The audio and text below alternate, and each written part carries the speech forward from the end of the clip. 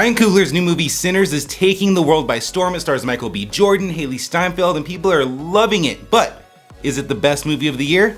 Let's talk about it. Now, if you don't know what Sinners is about, it's about these two brothers, Smoke and Stack, who are both played by Michael B. Jordan. They return back to their hometown in Mississippi to start up a casino and make a little bit of money. But when they start that casino up, that opening night, some things not of this world start to happen. Now, the movie's set in the 1930s, and you really feel that. They do a great job at making you feel immersed in that early 1900s America based off of how people are talking, what they're wearing, what they're saying, the cars, the sets, everything works to a T to make you really believe that this is happening, and you just really feel like you're in that world with them. Sinners does so many things right, and the first thing we gotta talk about are the actors. So Michael B. Jordan plays the lead, or the two leads. He plays the twin brothers, Smoke and Stack, and the way that he does it is one brother is very serious, and the other one is a little bit more lighthearted, so you can tell just by their mannerisms and how they're talking and what they're doing, you can tell the differences between them, which is very important for the majority of the movie. And both brothers are very charismatic, and that's just something that Michael B. Jordan brings to every role that he's in. If you look back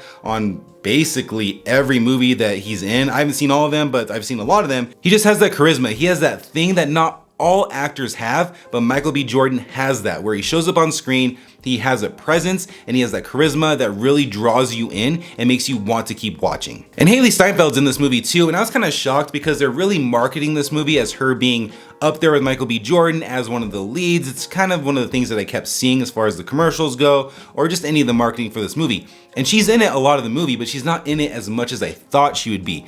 Having said that, she nails it.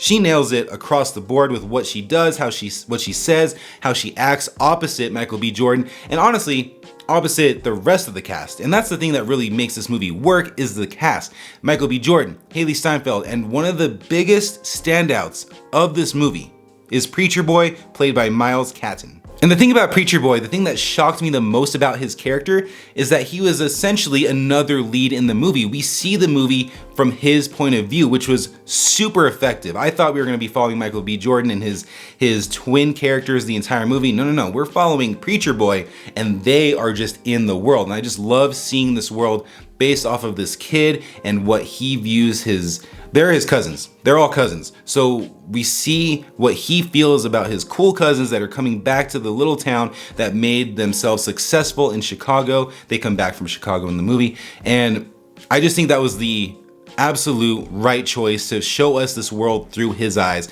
Miles Catton has such potential to be the next big star. His career is going to take off based on his performance on this. I would not be surprised if he has multiple gigs lined up after this movie, because he does that good. And once again, just to drive the idea home, this is his first movie. Crazy impressive. So Sinners really does focus on those characters primarily, but the supporting cast in this movie really is just another layer of what makes this movie work. I'm not gonna go into those performances because there are a lot of them, but when you watch the movie, people like Cornbread as an example, that character, hilarious, but also serious, but also has so much personality that's different than the others in the movie. And that just goes across the board. It's something that if those characters weren't in it and written so well and acted so well, the movie itself wouldn't have been as good as it was. Now, the other thing I want to talk about in this movie is the music. Now, music plays a massive role in the actual story, in what's going on in Sinners, but what I'm talking about right now is the score. The score is one of the best I've ever heard in a movie, hands down. I remember watching it, we were like halfway through, and it just clicked with me of like, oh my gosh, they're incorporating the core of the movie, of the story, within the music and what's happening. It just adds so much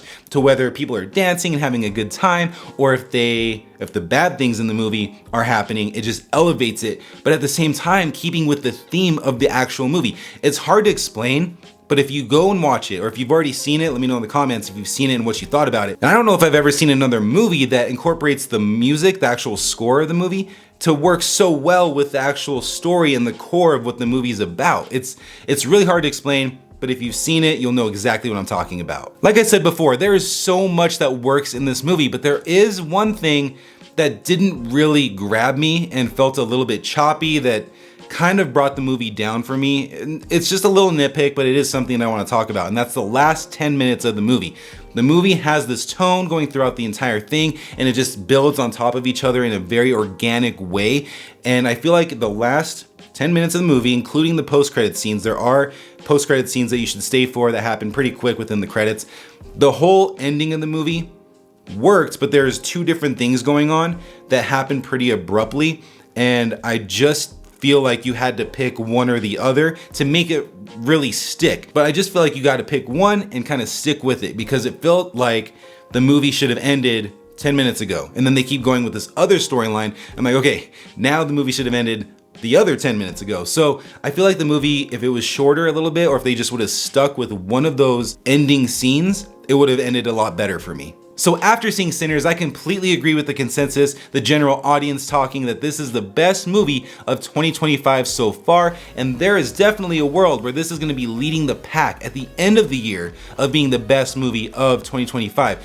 And even though I'm giving it the score that I'm giving it, I could see that the more that I sit with this movie, the more that I really think about it, the more I dissect it, and when I rewatch it, that score is probably gonna go up. I don't wanna say that it will go up, but this seems like that type of movie where it just gets better and better the more that you think about it, the more you watch it, the more you talk about it. Let me know what you thought about Sinners down in the comments below, because this is a movie worth discussing. There are so many layers to this movie, as far as the performance, as far as the subject matter, as far as the horror aspect of it. This movie is going to have a lot of people talking for a long time, and rightfully so. Thanks for watching my review of Sinners. I hope you enjoyed it, and if you did enjoy it, check out this review right here for another massive movie in 2025. Thanks for watching once again, and I'll catch you in the next one.